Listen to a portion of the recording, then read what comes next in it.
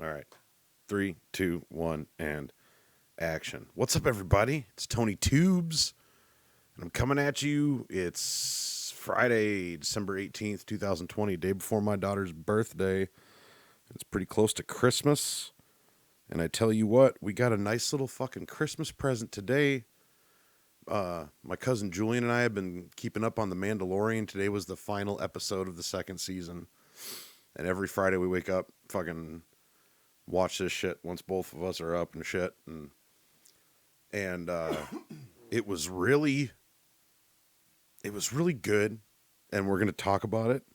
But first, I want to welcome my semi-half cousin, Julz, over here. What's up, Julz? Not much, just relaxing. Fucking A.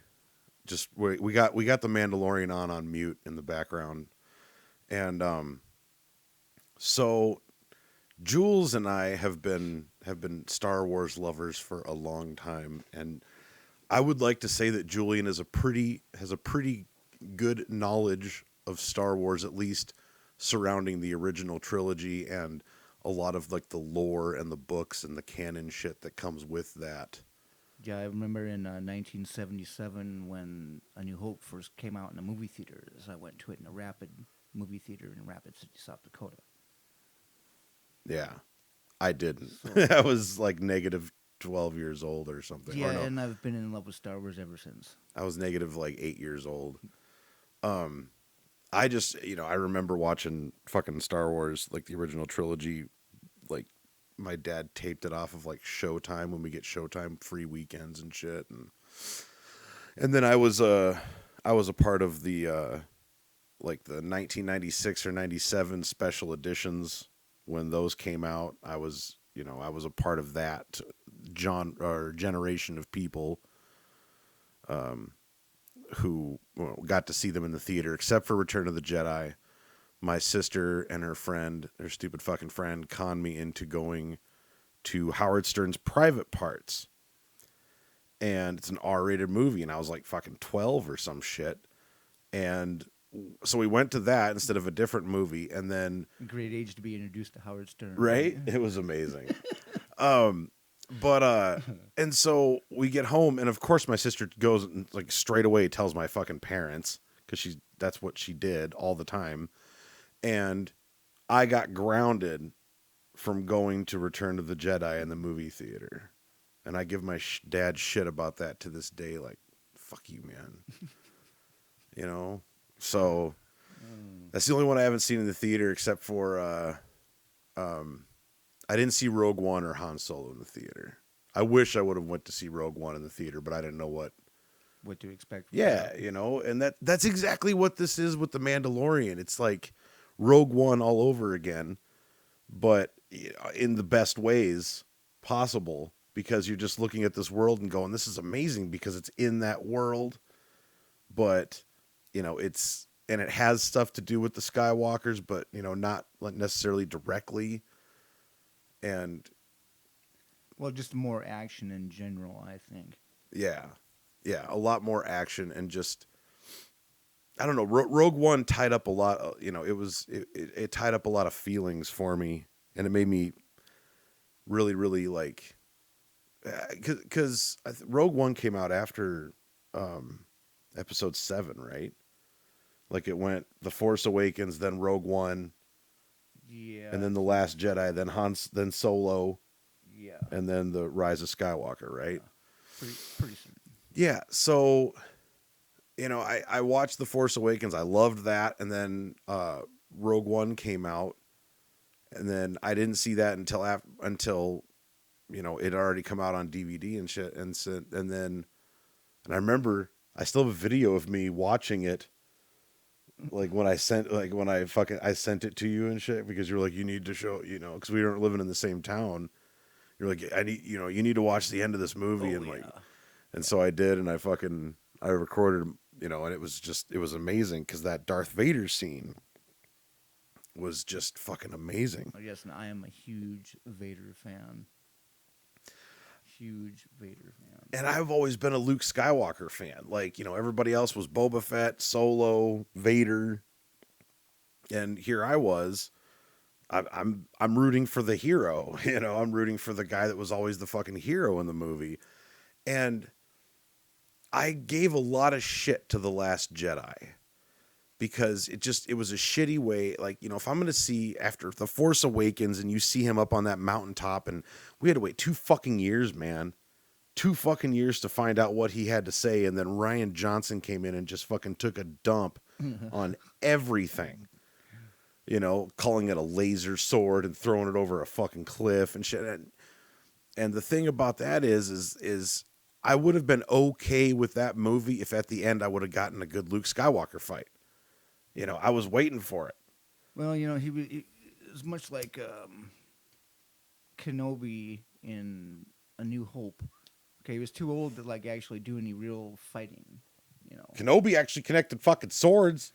Well, yeah, but also Alec Guinness, you know, he's up there in years, and right now Hamill is too. He's not a young guy anymore, so he's not going to be just like, you know, throwing down and stuff. But right, and I'm sure this will tie into what you want to say later on in the show here about.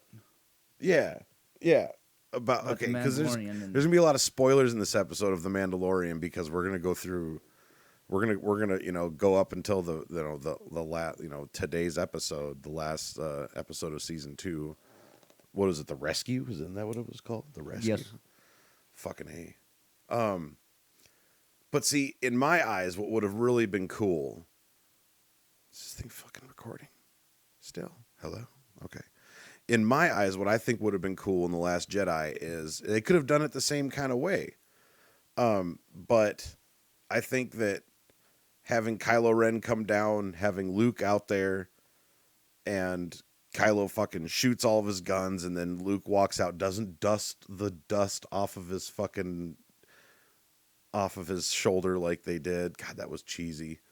But fucking, you know, all of a sudden he walks out and he just like throws his fucking lightsaber, and it kind of goes back to like the super Return of the Jedi days, like the video game when you can throw the lightsaber and, you know, have it fucking go all over the place and everything, but just have it just disable all those New Order fucking AT-AT walkers, whatever the fuck they're called, whatever those things are. Just disable them all. Kylo comes down. They have a decent fucking fight. And then all of a sudden, once Rey and everybody once everybody's out of the cave and everybody's made it to safety, then he fucking puts up his sword like Obi-Wan and takes it like a man. You know? Well, you know. Fuck, man. And the same with The Force Awakens. Like at the end when when they're fighting in the forest and shit, then all of a sudden the lightsaber goes streaking across the screen, and you thought, you know, you're like, oh my God, who's it going to go to? It's going to go to Finn. And no. Then it goes to Rey. I was like, oh my God, it's going to go to Luke Skywalker. And then he's going to fucking take Kylo Ren's fucking head off. And everybody thought I was nuts. But no, that would have been amazing. Take care of that little prick right there. But no. But anyways, we didn't get that from The Last Jedi. And I always really kind of despised The Last Jedi because of that. But now with this Mandalorian, first of all, we're just going to go into the fact that this is an amazing fucking show that has so Star Wars spaghetti western. Yeah, exactly. And there's so much more to it than all the other Star Wars that have come out pretty much. You know, so much love and just, you know, great fucking scripts. But yeah, it's a goddamn western, man. Most of the time they're on, you know, sand planets. Tatooine. Yeah, and it looks like fucking it looks like a western but Star Wars and shit. Directed by Robert Rodriguez. That was nuts.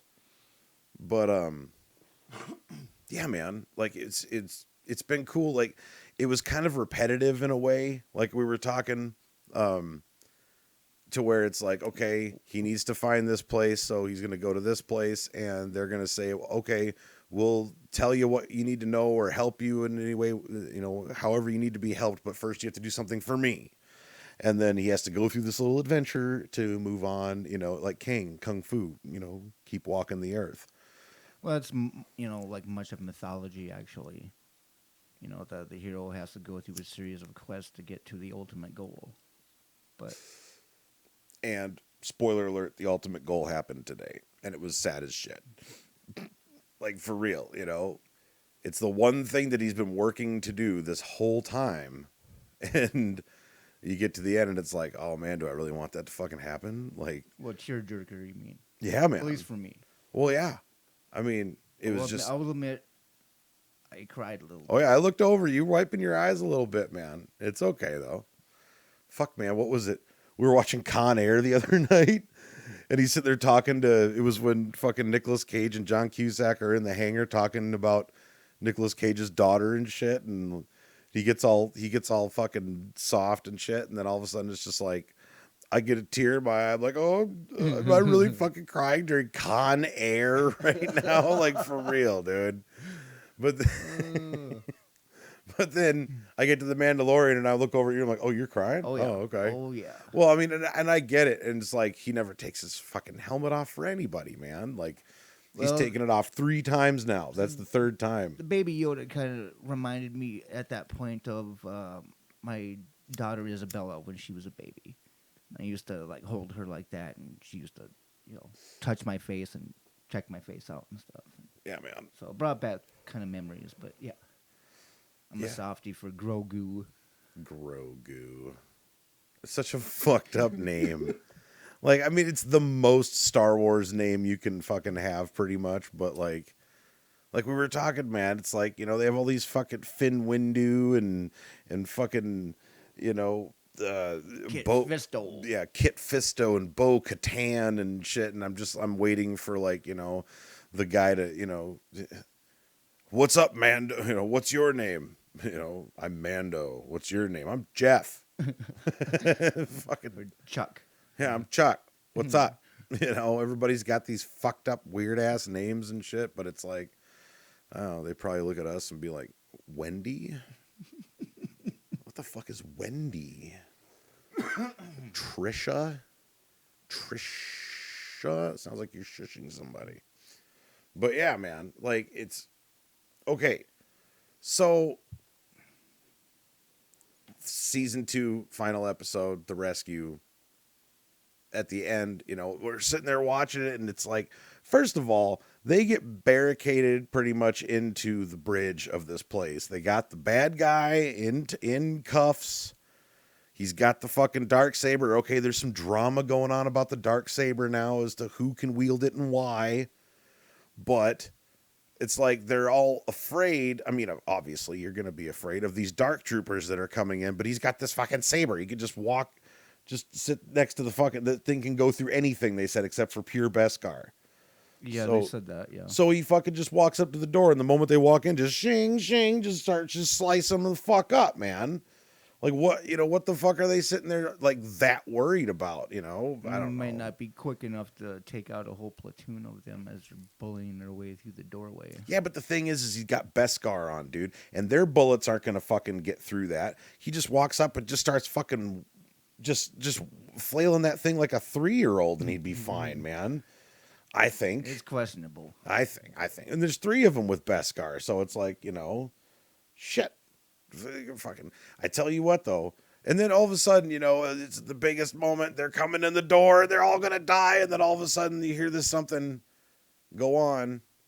And then you see an X-Wing come through. And I'm just like, uh-oh, the X-Wings are here. And then Julz says something like, a lone X-Wing. Oh, yeah, one X-Wing shows up. So who cruises around in an X-Wing? Yeah, I kind of figured who it was. And I kind of thought at the beginning of the episode, because we watched the recap, and the recap was, it recaps certain things so you don't, people that haven't seen it or whatever, they know a little bit of what's going on and shit. And so foreshadowing whatsoever, and, or what have you. And, all of a sudden it's just like, I'm like, well, a Jedi is going to fucking pop in, because they're talking about how, Ahsoka.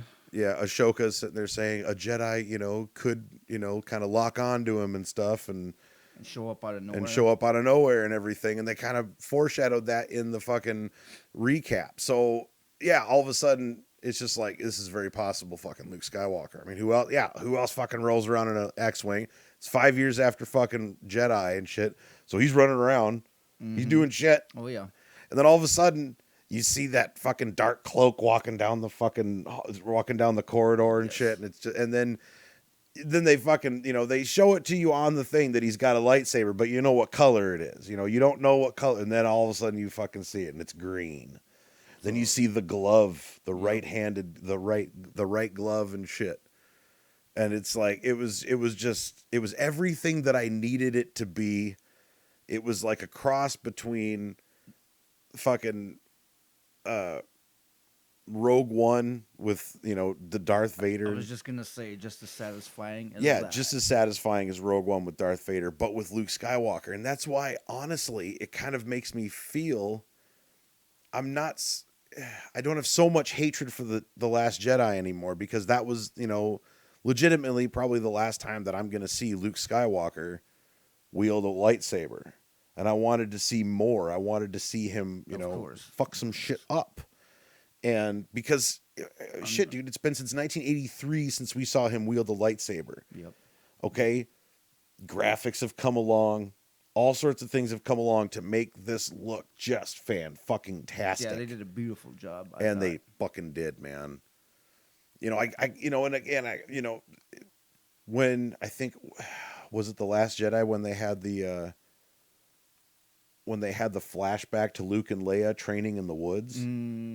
Or was that the newest one? Yeah, that was the newest one. Newest one, yeah. Yeah, that puckered up my butthole a little bit when that happened. I was like, that's fucking sweet, dude. Like, like at the end of Rogue One when they hand the plans to Leia, young Leia.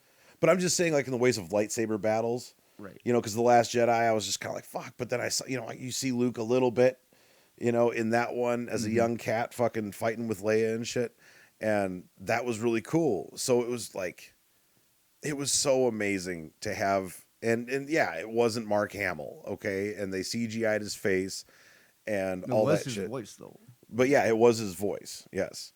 And, I mean, and obviously his likeness. And it looked pretty well, looked pretty good. No complaints. Better than I could do,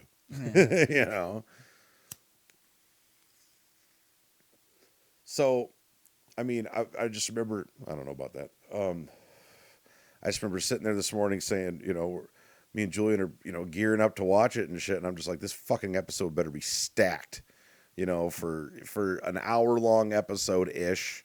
This episode better be fucking stacked. And it was. And it was just, I don't know, man. It's well worth it. Yeah, man. And well worth the watch.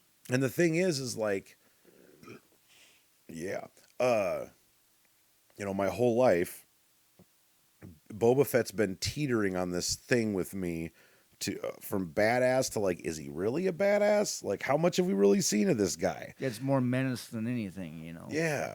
And so I think that The Mandalorian has tied that up really nicely for me. I'm also a huge Boba Fett guy too, so. Yeah, and so I'm really happy that it shows Boba Fett in a different light, and he's not an evil prick, and he can be, but he's not, in this. Well, I think sitting in the Sarlacc pit for a while might have taught him a couple of things, That very well could have been, and that's one thing about the episode between, when Boba Fett comes back and the final episode here, the one that we're watching right now, where they go and pick up Bill Burr again. The thing about this episode is I was really hoping to have a little bit of story, Boba Fett to tell Mando a little bit about what happened to him. Nothing at all. Because I mean, according to like the books and stuff like that, before all this shit came out, even before the prequels came out, Boba Fett, escaped the Sarlacc pit and he acquired the Slave 2.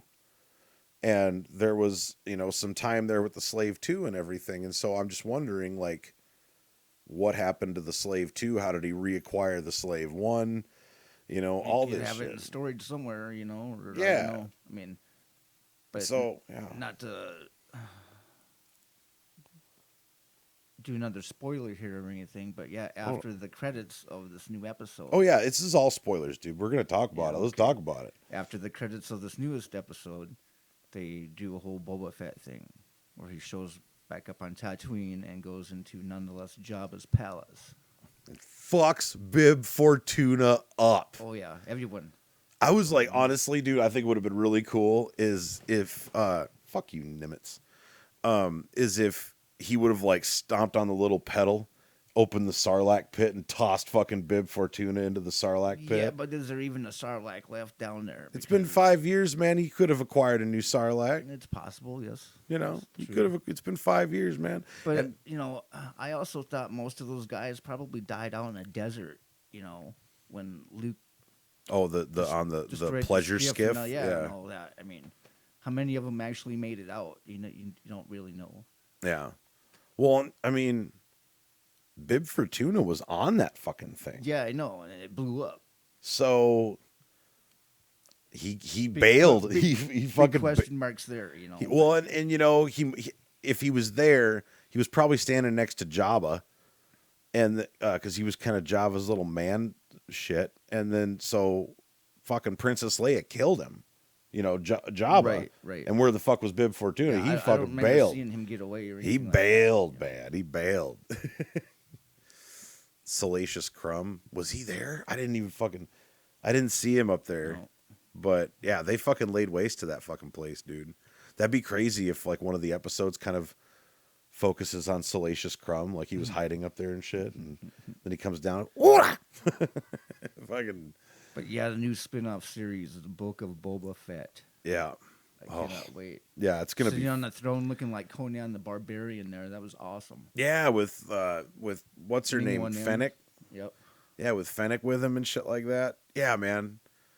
And so yeah, there's like tons of shit behind that. Like I'm just the whole. I know it wasn't IG-88 and everything, but the whole IG unit in the fucking in the. Very awesome. Yes. Yeah, I mean, it was really cool because I read like Tales from the Bounty Hunters and shit like that when I was a kid, and so I'm severely impressed, and I'm just like, holy fucking shit! If never trust a killer droid. Well, and I'm just so happy that somebody got their hands on this and did it right. I mean, they could have fucked this up royally. They could have, yeah. But I mean, the whole show is just top notch. Attention to detail and everything. I mean, in my opinion, even though it's Star Wars, it should win some kind of Emmys or something. Oh yeah. Whatever they do for the.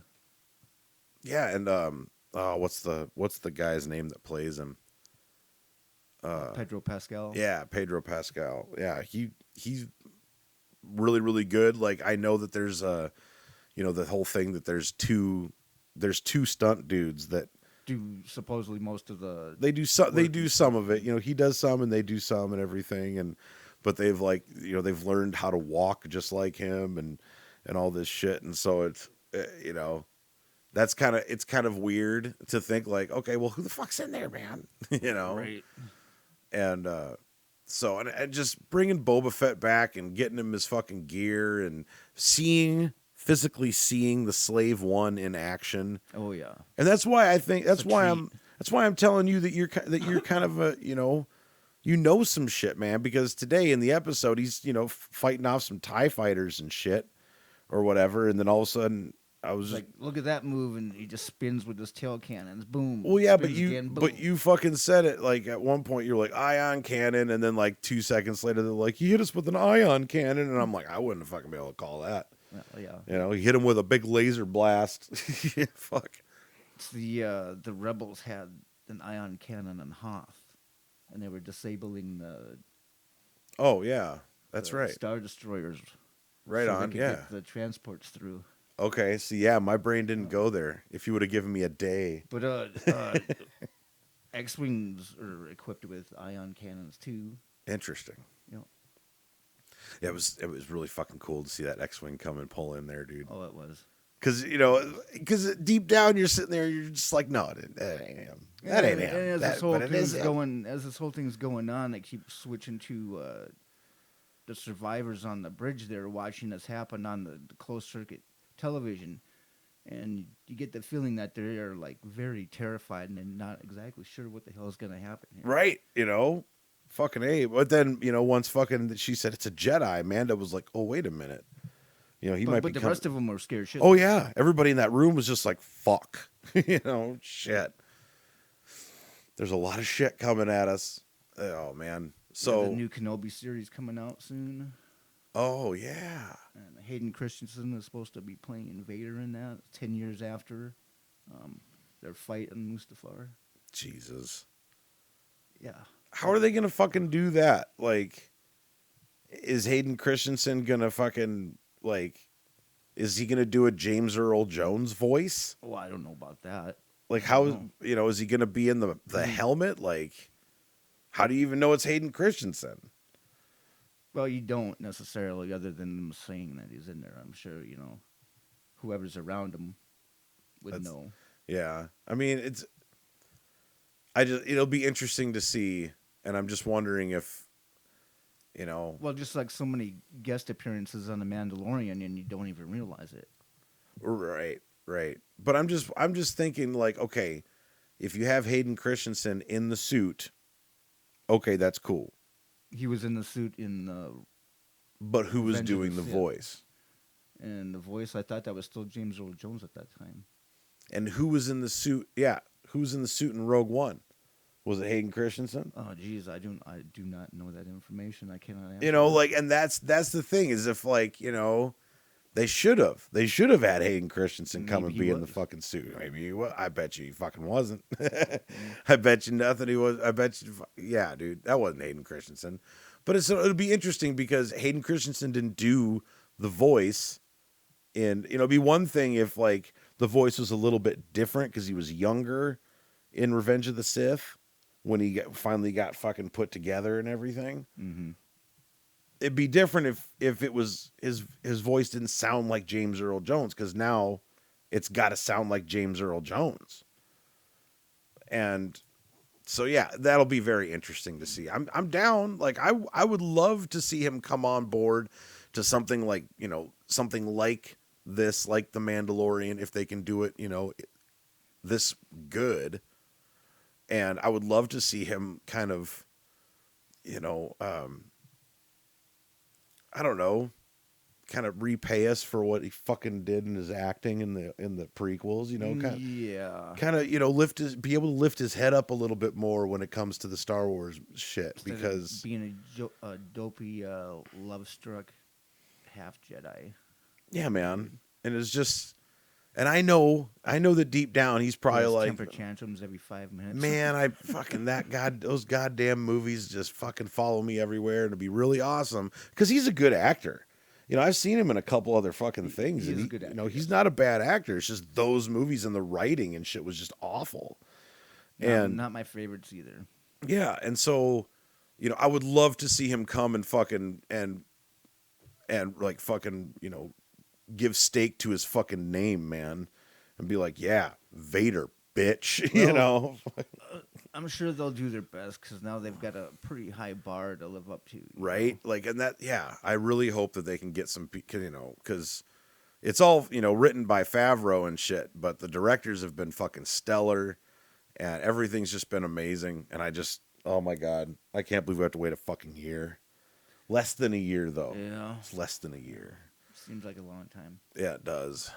But, well, that's gonna do it. I think we covered pretty much everything we wanted to cover on the Mandalorian season 1 and 2.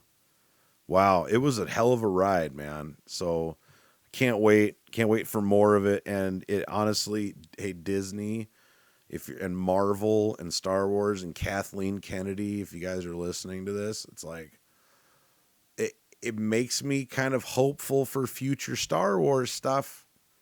And I haven't been feeling like that from the movies very much lately. So, thank you for putting this fucking shit, this crew together and giving them all the money that you guys have to fucking make such a great fucking show and keep it going. Thanks, Julz, for being on the show with me. Thank you for having me on. Fucking A. It was a great time. I haven't talked about anything, and I haven't had a guest on or anything. I haven't talked about movies in a while, but this was just I couldn't not talk about it. Like I needed to just have a conversation, and I wanted to roll on it. So you guys have a good one. Have a good Christmas. If I don't produce anything, check out Silver Screen Showdown every Tuesday on our other channel, Silver Screen Showdown on YouTube. And every Tuesday we're in season 3 right now. We're releasing a new episode. That's my movie trivia Gauntlet of Champions online movie trivia game show, Silver Screen Showdown. So yeah, that's every Tuesday on our Silver Screen Showdown channel. Like, subscribe, all that stuff. And thanks for listening. This is just really fun just to talk about it. I don't even give a shit if anybody listens. Have a good one, everybody. Peace out. Merry Christmas.